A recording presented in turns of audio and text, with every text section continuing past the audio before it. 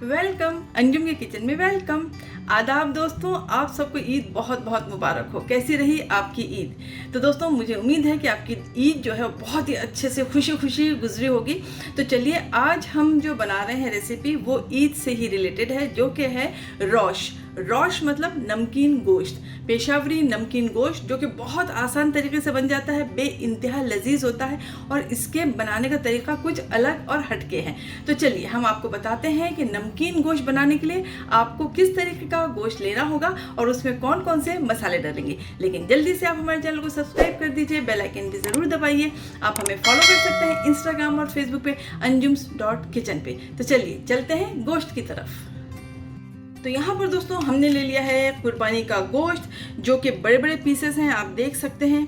ये जो रोश बनता है, जिसे नमकीन गोश्त भी कहा जाता है, पेशावरी ज़्यादातर ये पाकिस्तान में बनता है, दुबई में, मिडिल ईस्ट में ज़्यादा बनता है ये, क्योंकि उनके जो जायके होते हैं इसी तरीके से डेवलप रहते हैं कि वो लोग ज़्यादा मिर्ची नहीं खाते। तो हमने देखिए बड़े बड़े से पीसेस ले लिए हैं। इसमें ख़ास आपको ये ध्यान रखना है कि जो गोश्त हो वो चिकनाई वाला हो। तो देखिए काफ़ी चिकनाई जो है इसमें लगी हुई है। वैसे चिकनाई जो होती है हम लोग कम इस्तेमाल करते हैं, उसे बुरा समझते हैं, लेकिन ये भी अल्लाह की बनाई हुई चीज़ है और इसके भी बहुत सारे फ़ायदे हैं। तो यहाँ पर नमकीन गोश्त बनाने के लिए ले लिया हमने खूब बड़े बड़े पीसेस चिकनाई के साथ। तो चलिए अब हम आपको बताते हैं कि इसे आप किस तरीके से पकाना शुरू करेंगे। तो सबसे पहले हम इसमें डाल देते हैं नमक। यहाँ पे नमक हमने डाल दिया है 2 टीस्पून के करीब, क्योंकि जो गोश्त होता है इसमें भी अपना खुद का सॉल्ट होता है, ये नमकीन होता है थोड़ा सा, इसे देख के ही डालेंगे। अब इसे खूब अच्छे से हाथ से मिला देंगे ताकि हर बोटी में जो नमक है वो अच्छी तरीके से लग जाए। इसमें बहुत ज़्यादा मसाले कुछ भी नहीं डलते। जो ऑथेंटिक रेसिपीज़ हैं नमकीन गोश्त की या आप रोश की कह लें, तो उसमें सिवाय नमक के और कुछ नहीं डलता, लेकिन थोड़ा सा जायका बढ़ाने के लिए हम लोग थोड़ी सी चीज़ें इसमें ऐड करेंगे जो हम आपको आगे चल के बताएंगे। तो यहाँ पर हमने इसे अच्छे से नमक को लगा दिया है और आधे घंटे के लिए इसे इसी तरीके से छोड़ देंगे ताकि अच्छे से ये नमक जो है अंदर तक पहुँच जाए और अच्छे से मैरिनेट हो जाए। तो यहाँ दोस्तों आधा घंटा हो चुका है। चलिए ले लेते हैं हम, आप इसे डेगची ले लें या कोई भी मोटे तले का कोई भी बर्तन ले लें, अगर आप चाहें तो नॉन स्टिक भी ले सकते हैं। हम यहाँ पर कुकर ले रहे हैं क्योंकि ये थोड़ा सा बड़ा है और ये हैवी बॉटम का है, इसीलिए। अब हम हमको बताते हैं कि इस आपको गोश्त को किस तरीके से इसमें रखना है, अरेंज करना है। तो आपको बहुत ज़्यादा तरतीब वाइज इसे जमाना है। इस तरीके से हम लोग जब सालन बनाते हैं तो जिस तरह से लेते हैं और गोश्त डाल देते हैं, आपको वैसा नहीं करना है। आपको बहुत अच्छे से इसे तरतीब से, सलीके से, तमीज़ से आपको इसे जमाना है।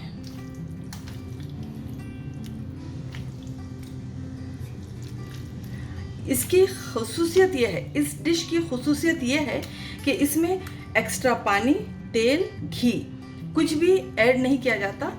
कुछ भी एडिशनल चीज़ें, तेल, पानी हो गया, घी हो गया, कुछ भी नहीं डलता।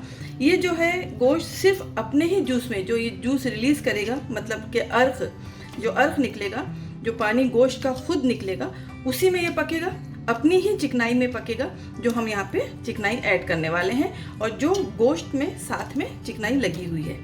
तो इस तरीके से आपको इसे अरेंज कर लेना है तरतीब वाइज, और बहुत स्लो आंच पे ये पकता है, इसीलिए इस तरीके से जमा रहे हैं ताकि जो भाप है वो अंदर ही अंदर रहे और ये गोश्त अच्छे से पक जाए।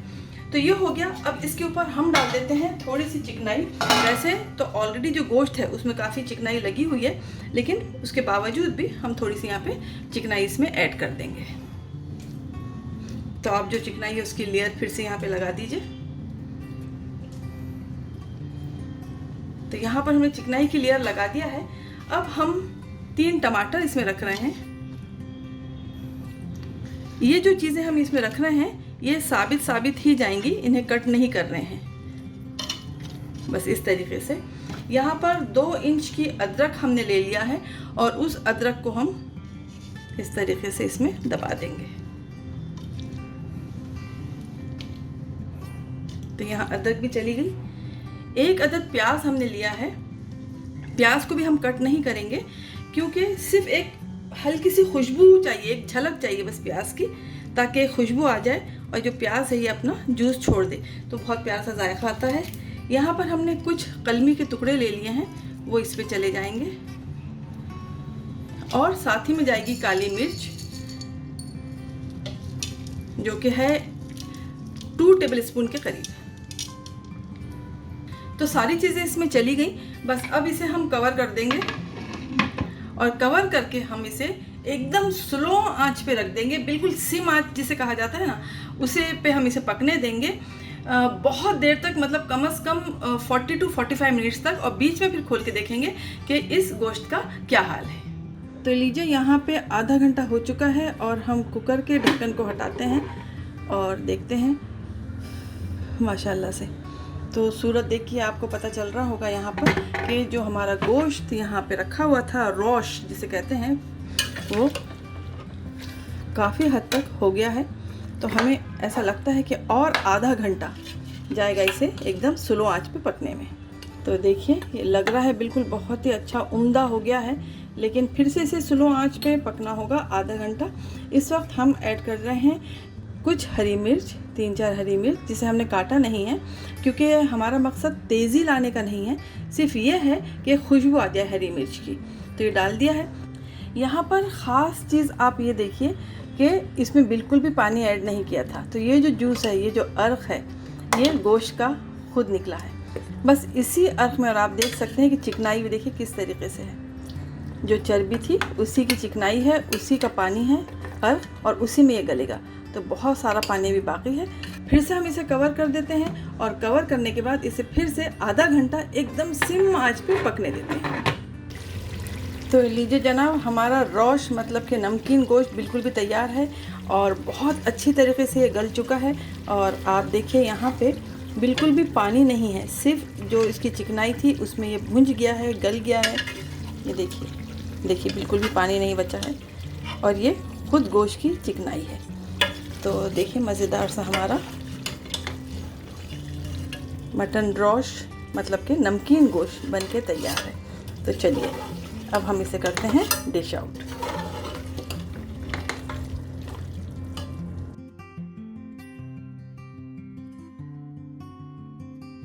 तो चलिए करते हैं इसे डिश आउट।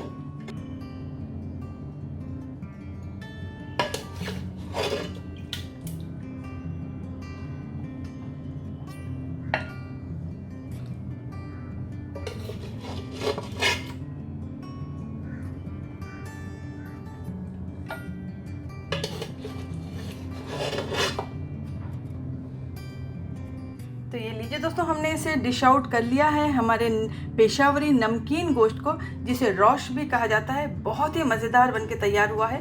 और आपको 3 चीज़ें ही इसे याद रखनी है कि इसमें आपको पानी ऐड नहीं करना है, अपने ही जूस में ये पकेगा। इसमें आपको घी तेल नहीं इस्तेमाल करना है, खुद ही जो इसकी चिकनाई है उसी में ये पकेगा।